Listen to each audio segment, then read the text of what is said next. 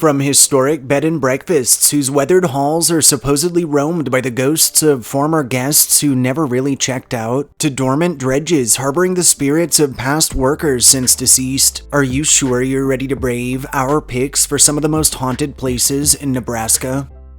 Number 5. The Clarkson Opera House. The Clarkson Opera House, or the ZCBJ Opera House, which is located off of Pine Street out of Clarkson, Nebraska, is a historic structure and site that, in addition to acting as a premier venue for the area's performing arts, also hosts meetings of the local Czech community. Historically, in 1888, the local Czech fraternal organization, the CSPS Lodge, was organized under only 19 members, and since it lacked a formal headquarters, would be hosted out of various businesses or even occasionally out of the homes of said members. In 1891, the frat's first meeting hall was constructed. In 1897, the group would undergo a name change to ZCBJ, and in 1915, the ZCBJ Opera House was constructed, after which, over the years, it would also accommodate a range of events, talent shows, school functions, basketball games, and more. Through its earlier years, the Opera House would feature a range of movies. In 1930, its first talkie movies were presented. In 1963, the property was leased out to VFW, who would operate the expanse as a theater and events venue while performing a range of repairs. And in 2002, the nonprofit Clarkson Community Opera House Incorporated would take over operations, after which they would also issue a slew of their own repairs and modernizations. The Clarkson Opera House remains open into the present, offering a range of events and touring options, while hosting all manner of operas, dances, lectures, films, Czech heritage events, and so much more. Rather classically, the whole of this aged campus is rumored to harbor a range of spirits tied to those connected to its bounds in lives since past, and staff, officials, members, and visitors frequenting the area have reported strange gusts of wind that pick up within sealed rooms, abnormal cold patches detected in temperature-controlled spaces, and both weird malfunctions and abnormal battery death rates in well-maintained electronics. Lights have been known to flick off suddenly, leaving those present in total darkness. Orbs and odd wafts of smoke have both been observed and even captured in photography and video, and many describe the constant feelings of being watched, of being followed, or even of being brushed up against by a presence or presences unseen. Lastly, footsteps, whispers, and eerie laughter have been heard emanating from darkened areas of the building. Shadowy manifestations have been spied stalking the living at a distance, and a range of apparitions in clothing spanning the eras have been sighted roaming about and are often mistaken for actors before they're witnessed literally walking straight through solid surfaces. Number 4. The Captain Meriwether Lewis Dredge. The Captain Meriwether Lewis Dredge, which is located off of East Water Street out of Brownville, Nebraska, is an iconic and historic dredge that's widely recognized as one of the few surviving examples of its particular type of dredge, being one that was purposed to control flooding and improve navigation along the river. Historically, this formidable machine was initially built under the Meriwether Manufacturing Company out of Point Pleasant, West Virginia, and was launched on December 12th of 1931 while its completion was still pending under the U.S. Army Corps of Engineers, who wouldn't fully finish their construct until the following year, after which the sidewheel steam-paddled dredge would assist in the channeling of the Missouri River in order to maintain a more easily navigable waterway. In 1976, owner of the Captain Meriwether Lewis Dredge was transferred to the Nebraska State Historical Society, after which, a year later, it would be moved to Brownville and would be dry berthed along the Missouri, where it rests to this very day. More recently, in 1981, a museum of the Missouri River was established across several rooms on the boiler deck, and in 1989, the site was designated a National Historic Landmark. In the present, this weathered dredge remains open to the public, offering its timeless museum alongside exhibits featuring both native histories and explorations, and the eventual westward expansion. While it's unknown exactly who or what haunts the Captain Meriwether Lewis, long-standing local legends claim its bounds roamed by restless spirits tied to its past workers, to several who perished in accidents, and also to those who met their fates on nearby lands. And both staff and visitors to the site have reported extreme cold spots felt in adverse weather, disembodied voices carried on the winds, and footsteps or clattering that emanates from vacant spaces. Several informal investigations of the site have yielded high EMF fluctuations, clear EVPs, and malfunctions with well-maintained equipment, while others have told of doors that open and close on their own, of objects spied moving around inexplicably or even floating in mid-air, of orbs both visible to the naked eye and also captured in the backgrounds of photography and video, and of the constant senses of being watched, of being followed, or even of being tapped or brushed up against by someone or something unseen. A number of site employees and officials have described feeling uneasy when wandering about by themselves, especially after dark. While lastly, and possibly most famously, the dredges piano has been known to spontaneously bust into melodies all on its own. Number 3. The Argo Historic Hotel and Pub. The Argo Historic Hotel and Pub, which is located off of South 9th Street out of Broken Bow, Nebraska, is a popular and prominent lodging recognized as the first 3-story building in the whole of its weathered community. Historically, in 1928, the Argo was first constructed under a group of private citizens in order to replace an older 1883 commercial hotel, while also serving the needs of the railroad. The establishment's ground floor would house its lobby alongside a restaurant, a barbershop, a beauty salon, a ballroom, and a dress shop, while its second and third stories would offer a total of 52 sleeping rooms complete with public baths at the end of each hall. In 1932, 20 more rooms were added. However, when the Depression finally hit the region, initial investors would immediately sell out, while sadly, the hotel would continue to run itself right into the ground and into disrepair. Beginning in 1984, local businessman and concerned citizen Ray Brown would raise funds necessary to renovate the Argo into a 23-apartment retirement home, and while this endeavor was relatively short-lived, the attempt would pique investors' interests. The apartments were swiftly transformed into suites, and the site would be re-established as a hotel once more.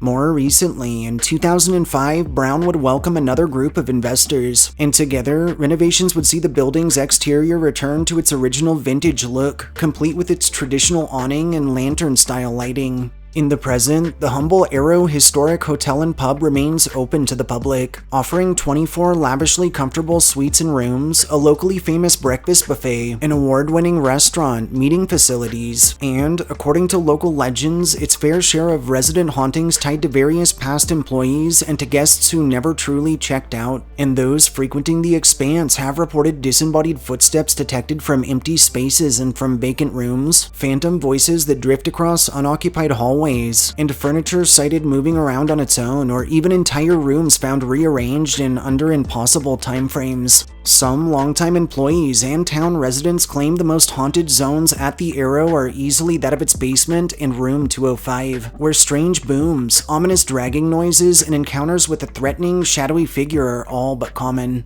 A spectral, gray-haired man has been observed wandering the halls, while a mysterious, ghostly gent has been spied in the former cigar room and is often accompanied by wafts of phantom cigar smoke. Lastly, the ghost of a former owner who it's rumored died in the hotel long ago is often sighted in the kitchen, while the mysterious spirit of a red-haired woman who some claim was a witch either executed or murdered and buried near has been known to lurk in the upstairs halls. Number 2. The Historic Argo Hotel Bed and Breakfast.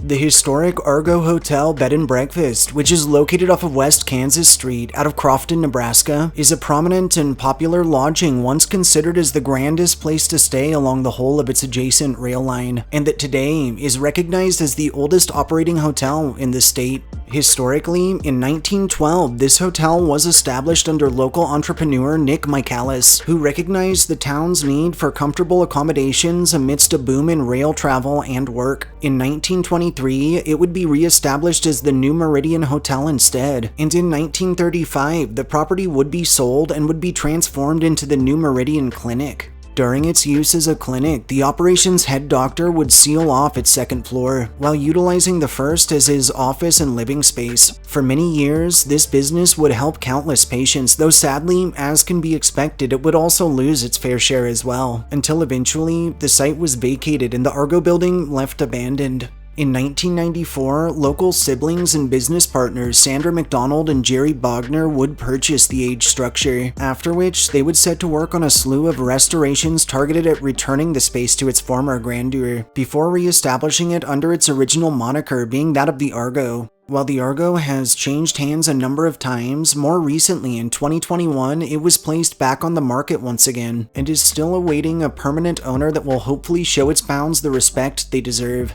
In the present, the historic Argo Hotel Bed and Breakfast remains open to guests, offering both touring options and lavish accommodations complete with Wi-Fi, cable TV, air conditioning, private restrooms, hot breakfast, and the site's own steakhouse and bar that are opened on Fridays and Saturdays. Chillingly, the whole of Argo grounds are rumored to harbor an impressive assortment of apparitions, ranging from those tied to its former guests, to patients of the clinic, to past employees, and more. And over the years, those frequenting the property have reported a host of supernatural encounters, including extreme cold spots felt within temperature-controlled spaces, doors that open and close quickly as if someone unseen is passing briefly through them, instances of pictures or portraits moving inexplicably or being found unhung and in strange places, and run-ins with a range of full-bodied apparitions in clothing spanning the eras. The basement is rumored to hold the ghost of a young girl who died there long ago, while several overnighters have told of entities encountered at the bar and through the halls that appear so solid they've actually held full conversations with them for surprising lengths, before, to their astonishment, watching them simply fade into nothingness.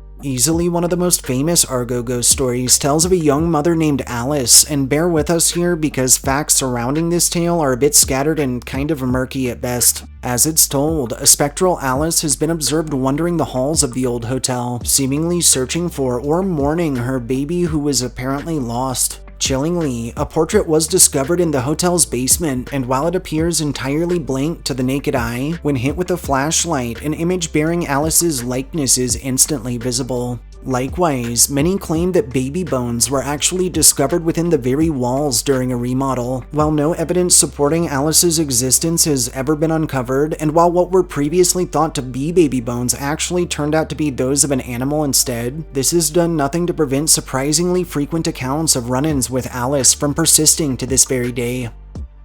Number 1. The University of Nebraska, Lincoln. The University of Nebraska, Lincoln, which is located off of R Street out of Lincoln, Nebraska, is a prominent public land-grant research institution that's widely recognized both as the oldest university in the state and also as a flagship college of the statewide schooling system. Historically, in 1869, the University of Nebraska was created under an act of Nebraska legislature just 2 years following its admittance into the Union as our 37th state, and through September, a slew of some of its earliest and incidentally most cheaply constructed campus buildings were fashioned on site. In 1871, the university would welcome its inaugural class. In 1873, it would offer degrees to some of its first graduating students, and in 1895, the university library, which now holds Architecture Hall, was constructed, and today is actually recognized as the oldest standing campus structure. In 1927, Morrill Hall was dedicated to hold the University of Nebraska State Museum, which itself was established much earlier in 1871, and its collections would occupy 3 of the hall's floors. In 1958, the site would welcome its Mueller Planetarium as the first planetarium in the whole of Nebraska, and in 1968, what was formerly just the University of Nebraska would actually absorb the Municipal University of Omaha as well, after which it would be both elevated and integrated as a statewide education system, resulting in this particular site's re-establishment as the University of Nebraska-Lincoln in order to distinguish it from other UN sites. In the present, the University of Nebraska-Lincoln remains open to the public, offering over 200 degrees across a range of undergrad, grad, and doctoral pathways. And while we may be focusing on Lincoln on this list, the institution also offers courses out of its Kearney and Omaha campuses. Over its lengthy existence, the University of Nebraska in Lincoln has long been surrounded in a range of campus legends, most of which that have been perpetuated by generations of students and alumni alike, and that persist into the modern era. In 1906, during the construction of the Temple building, a carpenter would fall to his death, and shortly after his funeral, some frequenting the space began reporting odd occurrences, and happenings they just couldn't explain, many of which that continue to this day, including tools or personal possessions going missing in under impossible timeframes, a blood-chilling scream heard emanating from thin air, and old-timey music carried on the wind. Additionally, through the 1950s and also concerning Temple, it's claimed a former theater chair named Dallas perished following his time there, and possibly right on site. The spirit of Dallas has been known to hide objects and play small pranks on the living.